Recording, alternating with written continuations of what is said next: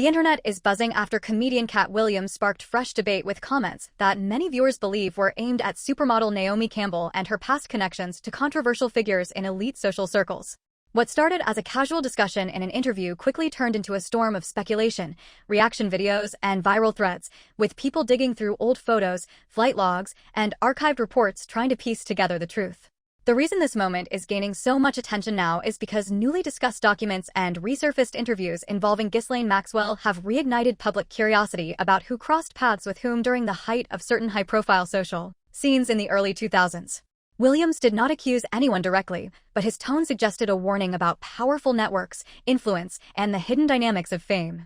That alone was enough to send viewers down a rabbit hole. Online commentators began comparing timelines, public appearances, and past statements, trying to understand whether these resurfaced discussions actually change anything or simply revive an old narrative that has circulated for years. Some argue this is just another case of guilt by association, while others believe repeated overlaps between influential names deserve closer scrutiny. In this video, we are breaking down exactly what was said, what records actually show, and which parts are confirmed facts versus speculation.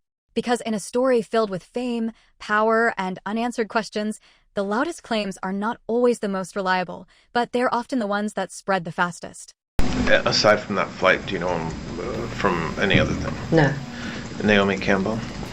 Yes, I do know Naomi. And I knew her before I met Mr. Epstein and the former President Clinton. Do you know whether Mr. Epstein separately knew Ms. Campbell? I think he probably met her through me. That, I imagine. And so, for those three, Mr. Tucker, Mr. Spacey, and Ms. Campbell, did they ever travel to any of Mr. Epstein's properties, the island or New Mexico? Not Mr. Tucker, well, not to my knowledge, Mr. Tucker or Mr. Spacey. Naomi Campbell may have. To where? She may have gone, well, she certainly, well, I believe she visited him in Palm Beach, and I believe she may have gone to the island, and she may have gone to see his house in New York, whether she went to New Mexico or Paris as well, maybe. They were friends, or friends. Despite the wealth of records, emails, and photographic evidence now circulating, the story remains far from complete. Analysts, journalists, and observers continue to debate whether repeated appearances of high-profile individuals indicate coincidence, social networking, or something more consequential. The public discourse reflects broader questions about power, influence, and accountability within elite social circles. Online commentators have weighed in, offering varying interpretations of patterns revealed in the documents. Some argue that consistent overlaps in appearances and interactions across multiple contexts suggest systemic networks operating behind the scenes. Others caution against assuming intent or misconduct based solely on proximity or association, highlighting the necessity of separating documented evidence from speculation. The direct character assassination. I've always said that I'm not a saint, that I am a work in progress, but I will not be held hostage by my past. What he's done is indefensible. And when I heard of what he'd done, it sickened me to my stomach, just like everybody else. Because I've had my fair share of sexual predators, and thank God that I had good people around me that protected me from this. I mean, right now I stand with the victims. I can't, they're scarred for life. For life. I've rubbed shoulders with hundreds of thousands of people. The frightening conclusion here is that if the negative action of your neighbor, colleague, or even an associate can somehow make you guilty too, simply by association, then we indeed live in very worrying times. This affects us all. It is wrong, it's unfair, and it must be stopped. Another name that has frequently emerged in discussions surrounding elite social events is Bill Gates. Archival images and emails included in investigative materials show Gates attending certain gatherings, sometimes with individuals whose presence has since been scrutinized. Reports highlighted a few specific communications that drew public attention, though Gates and his representatives have consistently stated that the emails and interpretations circulating in media commentary were misleading or inaccurate. Analysts have noted that Gates' inclusion in historical records is reflective of his extensive engagement in global philanthropy, business initiatives, and elite networking events. Like many high-profile individuals, he often attended multi-purpose gatherings that blended professional meetings, charity functions, and private social interactions. Observers emphasize that being listed or pictured in these contexts does not imply participation in misconduct, but rather demonstrates the routine overlap inherent in global elite networks. Media coverage has focused on the potential for misinterpretation of such records. For instance, emails referencing health or personal matters, when isolated from broader context, can appear controversial even if they were entirely innocuous. Experts caution against drawing conclusions solely based on the existence of communications, noting that professional correspondence among influential individuals often includes sensitive or private topics without any inappropriate intent. Last names, area codes, okay. Who created this book? Epstein himself. This book was made by Epstein? This is a video of an FBI sting operation with Jeffrey Epstein's former house manager and an undercover FBI employee from 2009. The Palm Beach house manager, Alfredo Rodriguez, believes he is selling Epstein's address book to someone representing a lawyer of Epstein's victims. You will see a lot of important people here. He claims that the book contains contacts of powerful people, as well as Epstein's victims. So those are mostly underage girls, those numbers? They were very young. A source familiar with the case confirmed the video shows the sting operation, which court documents show happened 2 years after the FBI demanded that Rodriguez turn over any Epstein documents. Instead, court documents say he kept the address book and tried to sell it for $50,000. How are you? How you doing? Me too. In the occasionally redacted 45-minute video of the meeting, Rodriguez implicates Ghislaine Maxwell, Epstein's close associate, who's now serving a 20-year sentence for sex trafficking of minors. Ghislaine Maxwell was his former companion, a very powerful lady from England. She would go to the former Eastern countries in Europe and find girls for Epstein. And I knew that because I went with my wife. Rodriguez also claims that Maxwell kept a computer database of girls, something he said he saw briefly once. What kind of pictures? Naked girls from Sweden, from Romania, from Czechoslovakia, from Brazil, from All Colombia. minors? All young girls? Very young, very young. Like when you say very young, how young are we talking? 16, 17, they're teenagers. They have braces mostly. Rodriguez provided no evidence to support the existence of the database. Good, count it. And while you're The video, released as part of the recent trove of Epstein documents, abruptly ends after the agent hands Rodriguez a bag of cash. Recently, attention has turned to additional high-profile names revealed in previously unredacted documents.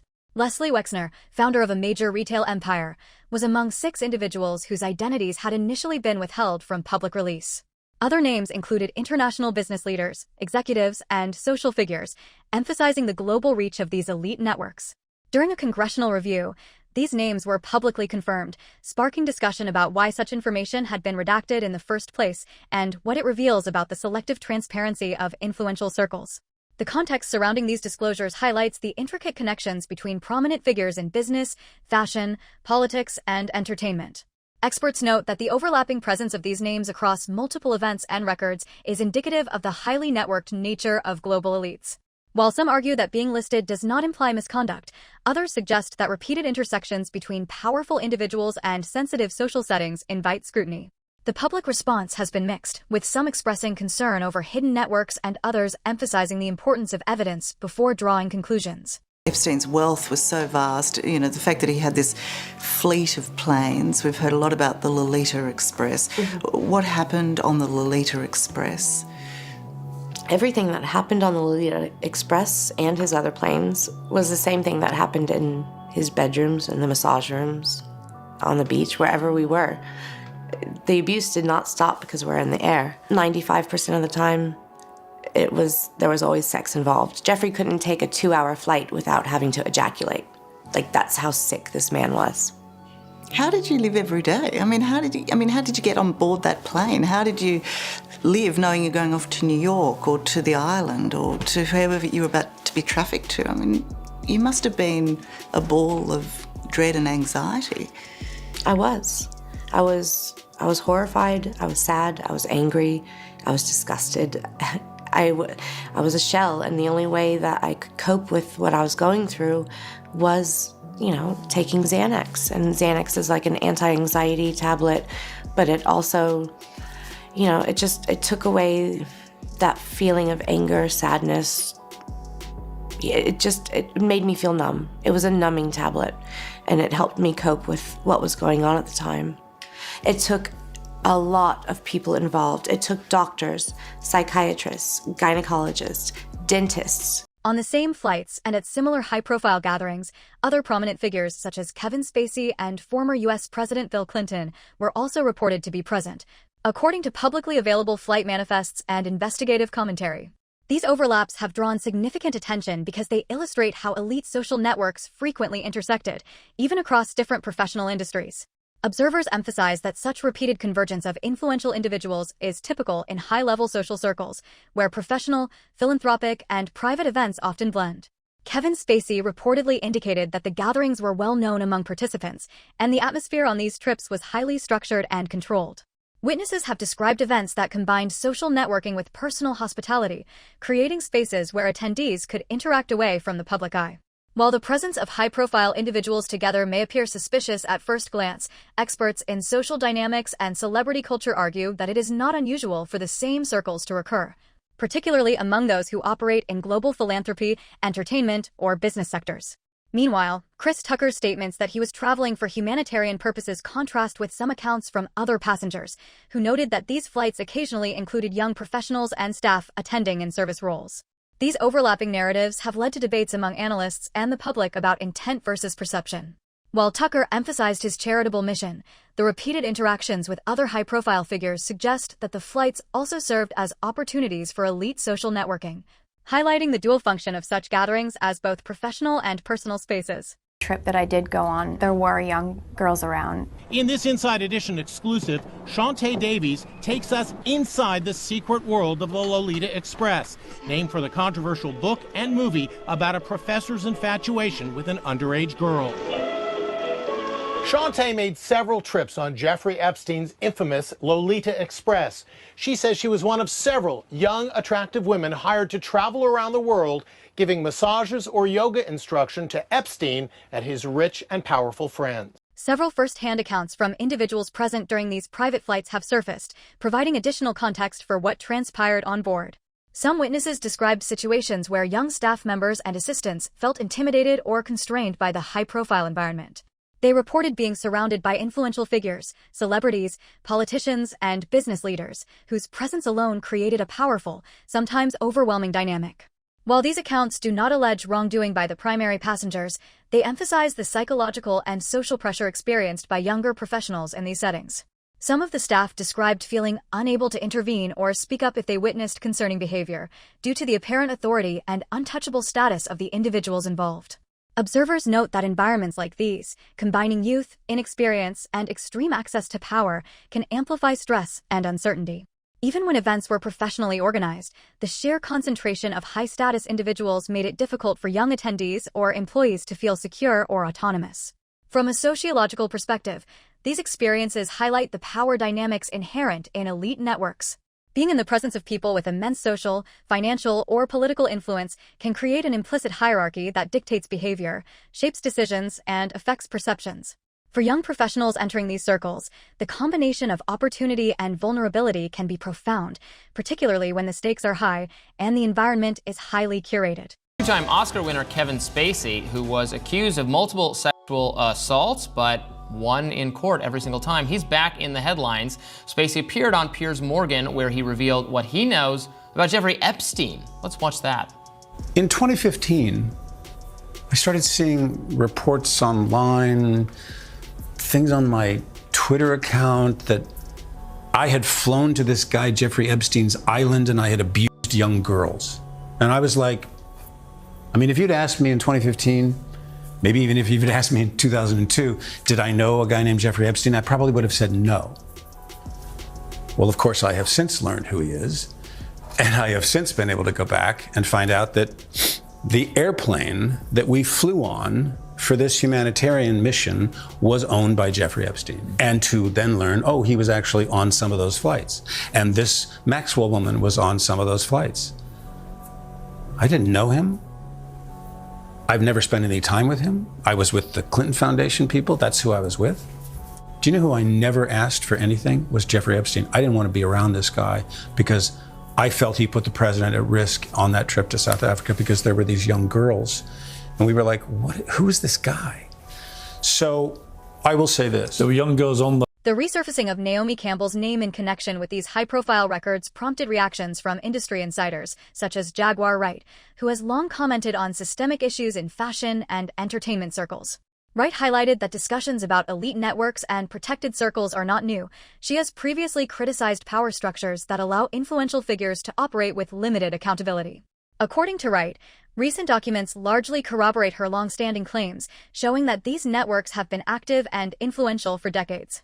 Her commentary has sparked renewed debate among social media audiences, with supporters framing her as a whistleblower and critics questioning the validity of her assertions. Wright emphasized that patterns revealed in documents, repeated interactions among celebrities, executives, and socialites align with what insiders have observed for years, that certain networks operate behind the scenes, influencing careers, events, and reputations. These discussions also serve to contextualize Naomi's career trajectory, showing how young models and entertainers navigate a world shaped by both opportunity and power dynamics. Observers note that while being part of elite circles can propel a career, it also exposes individuals to scrutiny and complicates their public image. Insider perspectives like Wright's help audiences understand the broader implications of repeated associations, highlighting systemic patterns rather than focusing solely on individual actions. You knew Jeffrey Epstein, didn't you? Yeah, I did. We flew Bill Clinton and a lot of different, that was a humanitarian trip to Africa. Yeah. And I met him on that trip because it was his plane. I didn't know who plane we was getting on, but it was a whole bunch of dignitary people. We was with a delegation. And yeah, I met him and you don't know people, what they do in their private lives. So, yeah. But you have to tell me this, Chris. He was on this private plane. And you could tell that it was a private plane because they called it, was it Lolita Express? Oh, yeah, it was a private plane. Yes. Oh, yes. But wait a minute. You didn't never go to that island, did you? No. I don't know where that thing at. No. I don't. Hey, we was going to Africa. Looking ahead, it is clear that these discussions about elite social networks, historical records, and repeated associations will continue to capture public interest. With previously redacted documents becoming available and online commentary dissecting patterns of interaction, new insights and interpretations are likely to emerge. Analysts predict that further releases could shed additional light on how global celebrities, business leaders, and socialites interact across overlapping professional and personal spheres. Audiences are encouraged to engage critically with both historical records and media narratives, understanding the difference between documentation of presence and assumptions of behavior. As new analyses are published, it becomes increasingly important to approach these stories with nuance, recognizing the complexity of elite social networks and the ways in which early career visibility can influence both public perception and professional trajectory. The evolving story also highlights the power of documentation and archival research in shaping public understanding. As more images, emails, and official records are examined, audiences gain a clearer view of the historical context surrounding high-profile figures. This continued scrutiny underscores the importance of separating verified facts from speculation, ensuring that discussions remain informed, balanced, and grounded in evidence. Hello, my name is Shantae Davies, and I'm here before you today as a survivor of decades of pain, trauma, and betrayal at the hands of Ghislaine Maxwell and Jeffrey Epstein, and the people who enabled them, and a government that for far too long refused to help. In 2002, I was living in California, a young woman with high aspirations of becoming an actress. I was already beginning to make a name for myself in the industry. A person I trusted, someone I thought was a friend, invited me to meet a powerful woman who could help advance my career. That woman happened to be Ghislaine Maxwell.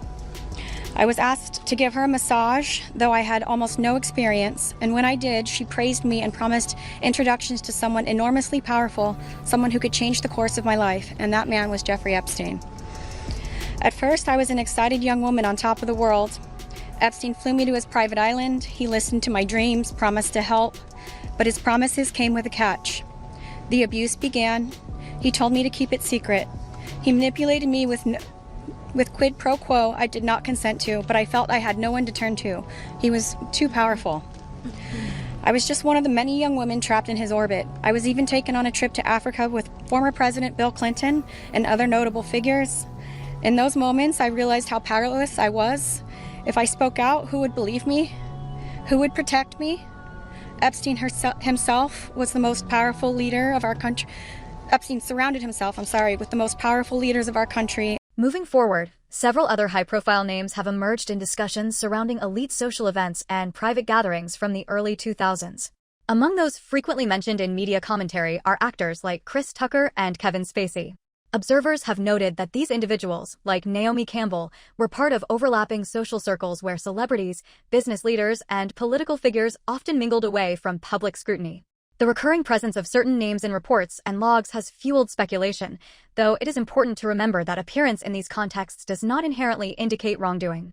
Comedian Katt Williams publicly commented on these connections during a previous interview, suggesting that exposure to such elite networks could change people and place them in positions of compromise, not necessarily legal, but social and professional. His warning sparked intense debate online, as viewers tried to interpret what compromised meant in this context. Analysts note that in elite networks, compromise can take many forms: awareness of sensitive information, entanglement in influential relationships, or reputational risk due to association. While Williams' statements were cautionary rather than accusatory, they resonated strongly because they highlighted the broader dynamics of fame and power. Media discussions have emphasized that repeated overlap among these high-profile figures is notable, even if no formal wrongdoing is demonstrated. The early 2000s were a period in which exclusive events, private flights, and celebrity gatherings created environments where visibility and influence intersected. Those navigating these spaces, actors, models, and entertainers, often encountered expectations to manage relationships carefully, maintain discretion, and adapt to high-pressure social situations. Critics and commentators alike suggest that, even without direct involvement in controversy, the mere repetition of interactions across various networks illustrates the intensity and interconnectedness of these elite circles. Williams' remarks also sparked renewed interest in historical records and interviews documenting these social networks. Analysts revisited flight logs, photographs, and archived correspondence, using them to illustrate how high-profile figures regularly intersected across multiple contexts.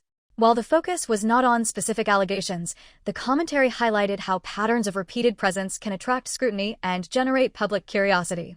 In essence, this part of the story underscores the complexity of navigating celebrity networks.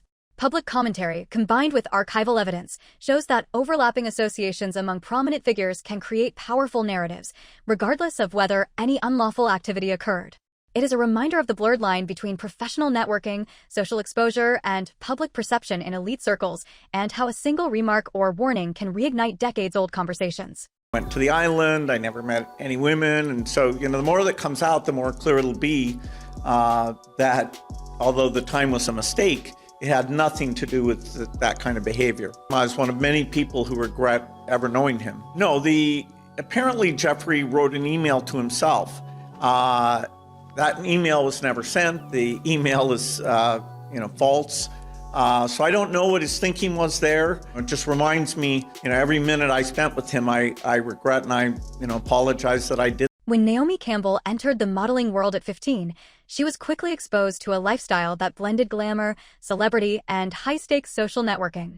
As her career skyrocketed, she began interacting with some of the most influential people in entertainment, business, and international society. Over time, investigative reports and leaked archival material have shown that her name appeared in contact lists and social registries that documented elite networks, reflecting the sheer breadth of her connections. These records, which include detailed address books and communication logs, list hundreds of individuals ranging from close associates to casual contacts, demonstrating the scale and scope of these intertwined social circles. One particularly notable set of documents includes what is often referred to as a black book from this period. While the term may sound dramatic, it essentially cataloged names, phone numbers, emails, and addresses of several thousand individuals involved in elite events, charitable gatherings, and professional collaborations. Naomi's inclusion in these records highlights her frequent interactions with other high-profile personalities, reinforcing her prominent status within these tightly knit communities. Analysts emphasize that such listings do not automatically imply wrongdoing. Rather, they serve as historical evidence of social proximity and repeated engagement with influential figures. In addition to written records, videos from investigations and operations conducted at the time have resurfaced, offering further context. For example, archival footage shows former managers and staff involved in orchestrating large-scale events and private gatherings where Naomi was present. These materials illustrate the environment in which young celebrities like her operated, an environment combining high social stakes with exposure to established networks of power and influence. Experts reviewing these materials point out that for young models, navigating such an environment required immense awareness and careful management of both public image and personal safety. Many observers note that while Naomi's name appears in these records, it is indicative of her professional prominence rather than any illicit activity. Nevertheless, the repeated presence of her name across multiple records underscores how interconnected the world of high fashion, entertainment, and elite social circles has been for decades. As discussions continue online, these details are being revisited with fresh scrutiny. Historians, journalists, and fans alike are analyzing Naomi's early career through the lens of these archival materials, highlighting how elite networks operated and how young talents like her moved within them. This renewed examination emphasizes the importance of context when interpreting connections, reminding audiences that visibility in influential circles does not automatically equate to complicity in wrongdoing.